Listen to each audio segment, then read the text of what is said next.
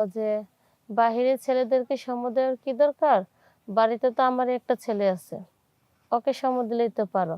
তাহলে তো আর কেউ জানলো না আর কেউ আলোচনাও করলো না।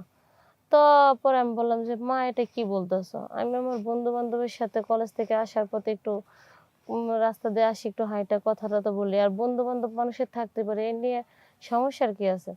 তো আমার শাশুড়ি তো আমাকে মানে সরাসরি কিছু বলতে পারে না। মানে ইঙ্গিত দিয়ে মানে একটু বুঝাইতেছে। তো বুঝেনি তো উনি তো আবার একটু মাইন্ডে নিয়ে গেছে এইভাবেই আমাকে বোঝাচ্ছে। তো আমি কথাটা এত করি নাই, এতভাবে বুঝতেও পারি নাই। তো আমি আমার মতো রুমে চলে গেলাম। চলে যাওয়ার পরে মনে করেন আবার কলেজে গেলাম। কলেজ থেকে আসলাম। আসার পরে আমার দেবরকে দেখি মানে ও কেমন মিষ্টি, মিষ্টি কথা বলে মানে কাছে ভিড়ার চেষ্টা করে এরকম আরকি। তো দেবরের সাথে তো মানুষে হাসি-খুশি ভাবে কথা বলে। দেবরের সাথে কি কেউ মন খারাপ করে কথা বলে?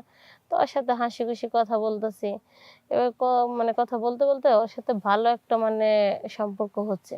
আমি রুমা বলতেছি, তো আমার স্বামী আমাকে বিয়ে করার জন্য অনেক জোরাজুরি করে। আমি আগে অনেক, অনেক সুন্দর ছিলাম।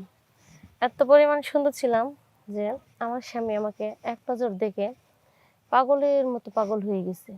সে আমাকে বিয়ে করবে। তো আমার বাড়িতে বিয়ের জন্য লোক পাঠাইছে। তো আমার ফ্যামিলি থেকে বিয়ে দিবে না।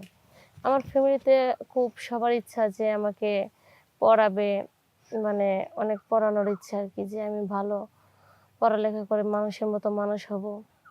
সবার পাশে যেয়ে দাঁড়াবো।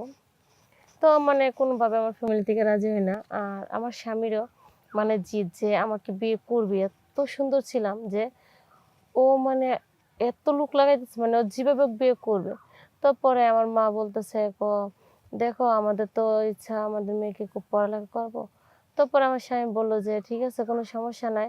ওর পড়ালেখার মানে সব ও যতটুক পড়তে পারে ওকে আমি এতটুকু পড়াবো। তাও আমি বিয়ে করতে চাই।" তারপরে আমার মা মানে ভেবেচিন্তে দেখলো যে না ছেলেটা তো ভালোই, কথার ধরনও ভালো, ব্যবহারও ভালো। তো যেহেতু আমরা পড়াইতে চাইছি যেহেতু যদি ছেলেটা যদি পড়াইতে পারে, যদি কোনো আপত্তি না করে তাহলে তো বিয়ে দিতে সমস্যা নেই। তো পরে মনে করেন বিয়ে হইল। হওয়ার পরে আমাকে কলেজে ভর্তি করলো। আমি মনে করেন সংসারও করতেছি, কলেজে পড়ালেখা করতেছি। পরে আমার স্বামী মানে হঠাৎ করে বাহিরে চলে গেল। চলে যাওয়ার পরে তো আমি তো আমার মতো মনে করেন পড়ালেখা করতেছি, স্কুলে বন্ধু-বান্ধব সবার সাথে আড্ডা দিচ্ছি, ঘোরাফেরা করছি। তো বুঝেনি তো এলাকার লোকজন তো এগুলো অনেক কিছু খারাপ মাইন্ডে মনে করে অনেক ধরনের কথা বলে। তো একদিন আমার শাশুড়ির কানে একজনে কি যেন বলতেছে যে, "আপনি ছেলের বউকে দেখলাম যে ছেলেদেরকে নিয়ে রাস্তায় ঘোরাফেরা করে, আড্ডা মারে, সে করে। আপনি আপনার ছেলের বউকে কিছু বলেন না?" তো এটা আমার শাশুড়ি মানে মাইন্ডে নিয়ে গেছে, মানে খারাপ মাইন্ডে আরকি। তো নিয়ে যাওয়ার পরে আমি যখন আমার বন্ধু-বান্ধবের সাথে কলেজ থেকে আসার পথে আড্ডা দিয়ে বাসায় আসলাম।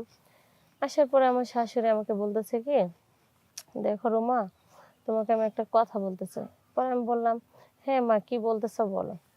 পরে বলতেছে কি যে, "বাহিরের ছেলেদেরকে সময় দেওয়ার কি দরকার? বাড়িতে তো আমারই একটা ছেলে আছে।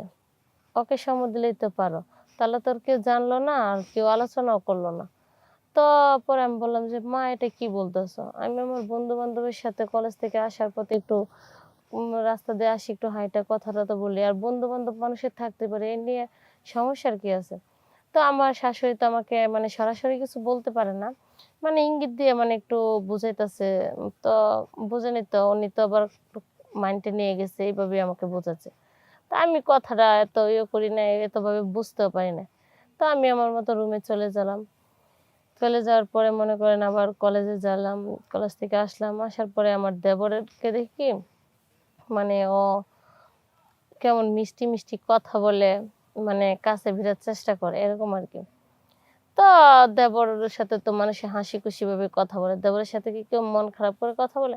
তো ওর সাথে হাসি-খুশি কথা বলতেছি। এবার মানে কথা বলতে, বলতে ওর সাথে ভালো একটা মানে সম্পর্ক হচ্ছে।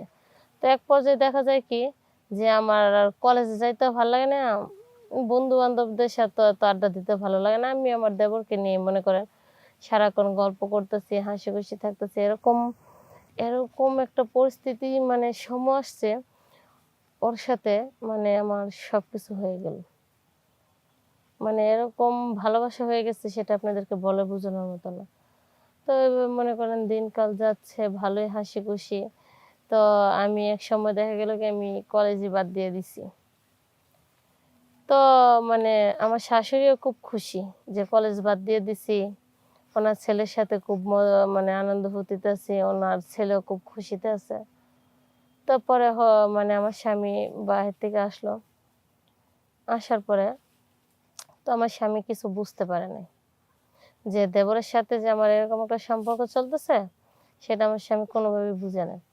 তো আমি আমার স্বামীর আসার পরে মনে করেন যে ভালো সুন্দর ব্যবহার করতেছি। মানে যেটা স্বামী স্ত্রীর মাঝে ভালোবাসা একটা থাকে সব দিক দিয়ে ঠিক আছে। তো আমার দেবর মানে আমার তো কাছে পাইতেছে না আমার স্বামী আসার পরে। দেবর তো মনে করেন এদিক দিয়ে পুরো মাথা গরম হয়ে গেছে। যে কেন পাচ্ছি না, কথা বলতে পারতেছে না আমার সাথে এরকম ভাবে। তো আমার স্বামী যখন অনেক সময় বাজারে গেল, যাওয়ার পরে আমার দেবর আসলো। যে এসে বলতেছে কি যে ভাবি আমি কিন্তু তোমাকে ছাড়া বাঁচবো না, আমি তোমাকে চাই। মানে এরকম ভাবে পরে আমি ওরা বুঝাইলাম যে দেখো যেটাই হয়েছে না হয়েছে ভুলে যাও, তোমার ভাই আসছে, এখন তোমার বাইরে নিয়ে আমার সংসার করতে হবে। আর তোমার ভাই হচ্ছে আমার স্বামী, একটা জিনিস মনে রাখো। পরে মানে ওরা আমি কোনোভাবে বুঝাইতে পারতেছি না। ওরা আমি যত বুঝাই ও আমাকে উল্টা আরো 3 গুণ বুঝাইয়া দেয়। তারপরে ও আমাকে যখন জড়ায় ধরলো আমি তো আর ওকে মানে দূরে ধাক্কা মেরে ফেলে দিতে পারি নাই। কারণ একটু হলে তো ওরও আমি ভালোবাসছি। তো পরে যখন জড়ায় ধরার পরে আমাদের বিছানায় শুয়ে পড়লাম। এই মুহূর্তে আমার স্বামী হুট করে মানিব্যাগ রেখে গেছিল। মানিব্যাগ নিতে ভুলে গেছিল। তো নেওয়ার জন্য যখন আসছে আইসা দেখে ফেলে। দেখার পরে এই নিয়ে বিরাট বড় একটা ঝামেলা হয়ে যায় আমাদের সংসারে। তো আমার স্বামী মানে কি আর বলবো, অনেক অনেক কান্না করছে। আর আমাকে নিয়ে সংসার করবে না। তো পরে মানে এরকম একটা পরিস্থিতি, আমি আমার স্বামী ভালোবাসা থেকে বিচ্ছিন্ন হয়ে গেলাম। তো পরে দেবরও আমাকে করে নাই। এভাবে আমি বাড়ি থেকে চলে গেলাম। আমাকে বাড়ি থেকে বের করে দিছে। তো আমি বলছি যে দেখো যেটা হয়েছে না হয়েছে আমাকে অন্তত একবারের মতো ক্ষমা করে দাও। যে আমি একটাবার আমাকে সুযোগ দাও, আমি আর এরকম ভুল করব না। তাও আমার স্বামী দেয় না। আমার স্বামী আমাকে অনেক ভালোবাসতো, অনেক বিশ্বাস করতো। আরও যে কথাগুলো বলছি সে কথাগুলো রাখার চেষ্টা করছিল। আমার আমি মানে আমার ফ্যামিলি থেকে খুব ইচ্ছা ছিল পড়ালেখা করানোর। আমাকে সে যেভাবে বলছে, আমার মাকে যেভাবে কথা দিছে, যত খরচপাতি আছে সব দিয়ে আমাকে এত পড়ালেখা করানোর চেষ্টা করছে, আমি করি নাই। আজকে আমি যদি কলেজ বন্ধ না করে আমি আমার বন্ধু বান্ধবের সাথে আড্ডা দিতাম, পড়ালেখা করতাম, আমি আজকে আমার স্বামীকে নিয়ে আমি খুব সুন্দর সুখে থাকতাম, শান্তিতে থাকতাম। এই যে মানুষের কিছু কিছু কথা মানুষে বলে না, তিল থেকে তাল বানায়, যে আমার জীবনে সেটা এরকমই হয়েছে। যে মানুষ আমার শাশুড়ির কানে কি বললো, আমার শাশুড়ি আমাকে কি বুঝাইলো, আমি কি বুঝে এরকম একটা ভুল করলাম নিজেও বুঝতে পারতেছি না, যার জন্যে আমি আমার স্বামীকে হারাইলাম। সবকিছু হারাইয়া নিজের ভুল এখন বুঝতে পারছি। আমার মতো এরকম ভুল আপনারা কেউ করবেন না। সাবধান।